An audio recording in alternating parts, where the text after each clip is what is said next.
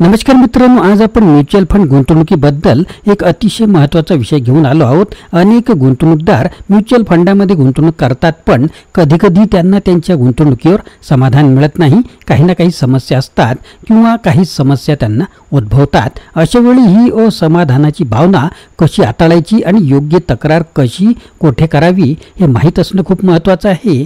जर तुम्ही देखील म्युच्युअल फंडामध्ये गुंतवणूक केलेली असेल आणि काही तुमच्या तक्रारी असतील तर योग्य उपाययोजना करण्यासाठी वेळीच पावले उचलणं गरजेचं आहे. आज आपण जाणून घेणार आहोत की म्युच्युअल फंड गुंतवणूकदारांनी तक्रारी कशा आणि कुठे कराव्यात, योग्य अधिकाऱ्यांपर्यंत तुमची समस्या कशी पोहोचायची आणि सेबी किंवा गुंतवणूक मंचापर्यंत तक्रार पोहोचण्याची प्रक्रिया नेमकी कशी असते. तुमच्या आर्थिक सुरक्षिततेसाठी ही माहिती अत्यंत उपयुक्त ठरणार आहे. चला तर मग सुरुवात करूया काही महत्त्वाच्या प्रश्नांनी. जे प्रश्न तुम्हाला विचार करायला भाग पाडतील की हा व्हिडिओ कशा करता आहे आणि तुमची गुंतवणूक कशा प्रकारची आहे. तर म्युच्युअल फंड संबंधी काही तक्रारी असतील तर हे प्रश्न लक्षात ठेवा. म्युच्युअल फंड गुंतवणूकदारांना असमाधानाची तक्रार असल्यास त्यांची समाधान कोणत्या ठिकाणी नोंदवाव्यात, म्युच्युअल फंडामध्ये आलेल्या समस्या सोडवण्यासाठी कोणत्या अधिकाऱ्याकडे तक्रार करणं योग्य आहे, सेबी म्हणजे काय आणि म्युच्युअल फंड तक्रारीसाठी सेबीकडे कशी या प्रकारची दाद मागता येईल, गुंतवणूक करण्याची या मंचावरची तक्रार करण्याची प्रक्रिया कशी असते आणि तिचे काय तिथे अपेक्षित असते. म्युच्युअल फंड तक्रारी सोडवण्यासाठी वेळेवर योग्य पावलं उचलणे महत्त्वाचे काय आहे आणि का आहे. तर मित्रांनो, आपण जर चॅनलवर नवीन असाल तर चॅनलला सबस्क्राईब करायला विसरू नका. अत्यंत महत्त्वाचा मुद्दा मी मांडणार आहे. मित्रांनो, सुरुवातीलाच मी तुम्हाला एक गोष्ट सांगणार आहे. म्युच्युअल फंडात गुंतवणूक करणाऱ्या सुजाण व चोखंदळ गुंतवणूक करणाऱ्यांसाठी हिताची एक गोष्ट मी तुम्हाला इथे सांगतो. एका राजाने आपल्या राजकन्येचे स्वयंवर आपल्या राज्यात आयोजित केले होते. सुयोग्य जावई निवडण्यासाठी स्वयंवरात एक विचित्र अट होती. राजवाड्याजवळ एक मोठा तलाव बांधलेला होता. त्या तलावातून एका टोकाकडून दुसऱ्या टोकापर्यंत पोहोचण्याची स्पर्धा होती. त्यात प्रथम क्रमांक जो मिळवेल त्या राजपुत्राचा राजकन्येशी विवाह होणार होता. तशा प्रकारचे निमंत्रण सर्व राज्यांना दिले. स्वयंवराच्या नियोजित दिवशी सर्व राज्यातील राजपुत्रांचे आगमन झाले. सर्वांना वाटले की पोहण्याची स्पर्धा आहे, मीच नक्की जिंकेन. सर्व राजपुत्र पोहण्यासाठी स्पर्धेच्या तलावाकाठी थांबले होते. सर्व राजपुत्रांचे लक्ष तलावातील पाण्याकडे गेले. पाण्यात 5-6 मगरी होत्या. मगरीला पाहताच जवळपास सर्वांची घाबरगुंडी उडाली. पोहण्यासाठीच त्यांची कोणतीच उत्सुकता नव्हती. मी सोडून इतर राजपुत्रांपैकी कोणी पोहतोय का हे ते पाहत होते. अचानक तलावातील पाण्यात एक राजपुत्र पडल्याचा आवाज आला. त्याच्याकडे सर्वांचे लक्ष गेले. एक राजपुत्र पोहत होता. कालांतराने मगरी त्याला चावण्याच्या मारण्याचा प्रयत्न करीत होत्या, परंतु राजपुत्र आपला सर्व प्राण एकवटून जलद पोहत मगरीच्या तावडीतून स्वतःची सुटका करू पाहत होता. शेवटी त्याने पोहण्याची शर्यत जिंकली. सर्वांना आनंद झाला. राजाने त्याचे अभिनंदन करून राजकन्येशी विवाह तर लावण्याचे मान्य केले, पण बक्षीस म्हणून अर्धे राज्य देण्याचे ठरवले. त्या राजपुत्रास आनंद झाला नव्हता, परंतु त्याचा चेहरा रागाने लाल झाल्याचे दिसल्याने राजास आश्चर्य वाटले. परंतु काहीच कळेना. शेवटी न राहवल्याने राजाने त्या राजपुत्रास विचारले की ही शर्यत जिंकल्याचा आनंद का झाला नाही, आपण रागाने लाल का झालात. राजपुत्राचा संताप अनावर झाला. राजाचे बोलणे मध्येच तोडत तो म्हणाला, थोडं थांबा हो, पोहण्याची स्पर्धा जिंकण्याचा आनंद नंतर बघू. मला तलावात कोण ढकलले त्याचा शोध व समाचार घ्यायचा आहे. मी स्वतःहून पोहण्यासाठी उडी मुळीच मारली नव्हती. तेव्हा गुंतवणूकदारांनो, गुंतवणुकीचा निर्णय स्वतः घ्यायचा, अन्यथा राजपुत्रासारखे आमच्याकडे तक्रार करायला याल. मित्रांनो, ही गोष्ट मजेशीर वाटते परंतु महत्त्वाची आहे. तर म्युच्युअल फंडाचा विकास अल्पावधीत झपाट्याने झाला. त्यामुळे अनेकांना असे वाटते की शेअर बाजारात अप्रत्यक्ष प्रवेश करण्यासाठी म्युच्युअल फंडा एवढा दुसरा चांगला पर्याय नाही. सन 1991 पासून अर्थकारणाचे नवीन धोरण स्वीकारल्याने सर्वच क्षेत्रात त्याचे वलय निर्माण होतात. म्युच्युअल फंडाची स्थापना करणारे व चालविणारे एकच नसून विभिन्न घटक असतात. म्युच्युअल फंडाची कार्य करण्याची पद्धत, कार्यक्षमता निर्माण केली. जनतेच्या पैशाचा विनियोग हा योग्यच व्हावा. युनिट धारकांनी टाकलेला जो विश्वास असतो 100% टाकलेला असल्याने अशांना ट्रस्टी किंवा विश्वस्त म्हणतात. वेळीच उपाययोजना करणे आवश्यक असे जरी झाले तरी समाजात नैतिकता, सामाजिक मूल्ये झपाट्याने कमी होत आहेत. समाज म्हटला की त्यात सर्व प्रकारच्या प्रवृत्तीचे लोक असतात. म्युच्युअल फंड निर्माण करणारे, चालविणारे लोक देखील समाजातच राहतात.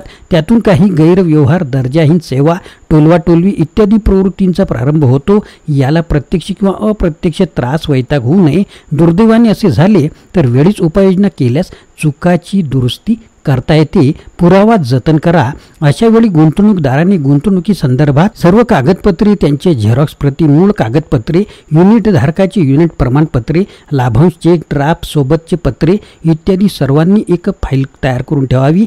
सर्वप्रथम युनिट होल्डर होण्याचा अर्ज, माहिती पत्रकात संपर्क कोठे साधावा या संदर्भात माहिती असणे. अनेक युनिट धारकांनी संपर्क साधून खात्री करावी अथवा एखादी दिलेल्या नंबरवर चौकशी करावी. योग्य अधिकाऱ्याकडे योग्य ठिकाणी तक्रार करणे. अनेक वेळा आपल्या सोयीसाठी काही सेंटर चालविले जातात.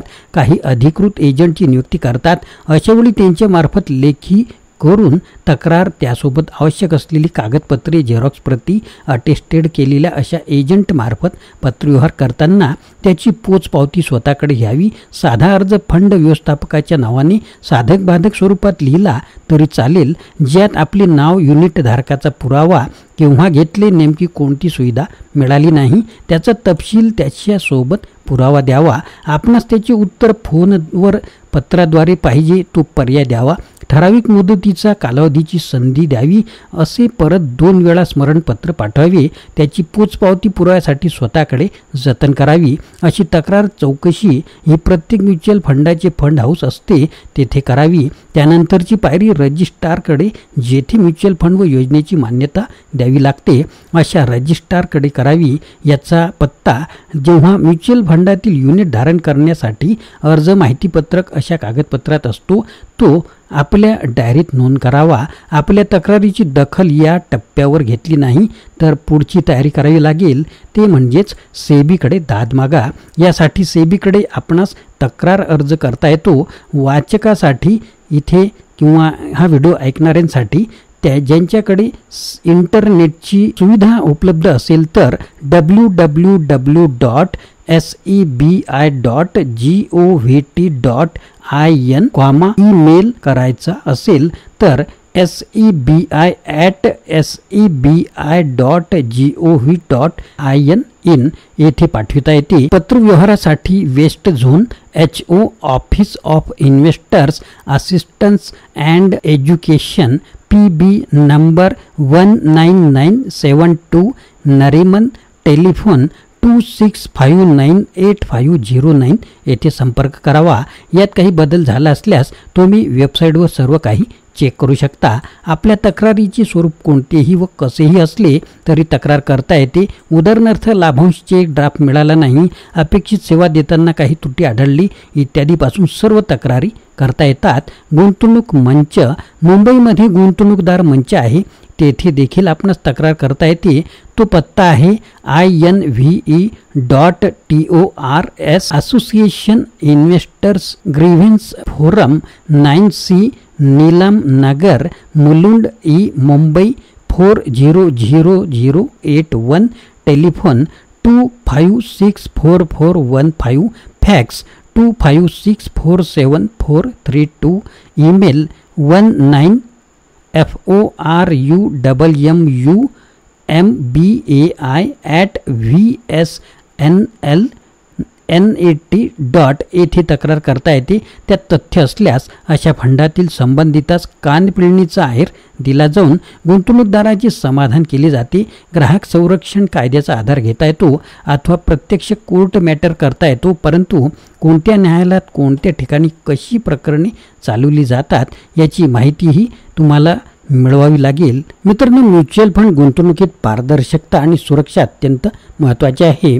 जर तुम्हाला कधीही तुमच्या गुंतवणुकीविषयी असमाधान वाटले किंवा काही समस्या उद्भवल्या तर वेळेवर आणि योग्य अधिकाऱ्यांकडे तक्रार करणे गरजेचे आहे. लक्षात ठेवा, तुमच्या तक्रारीसाठी सर्वप्रथम म्युच्युअल फंड हाऊसशी संपर्क साधा. जर समाधान मिळाले नाही तर सेबी म्हणजेच securities and exchange board of इंडियाकडे दाद मागा.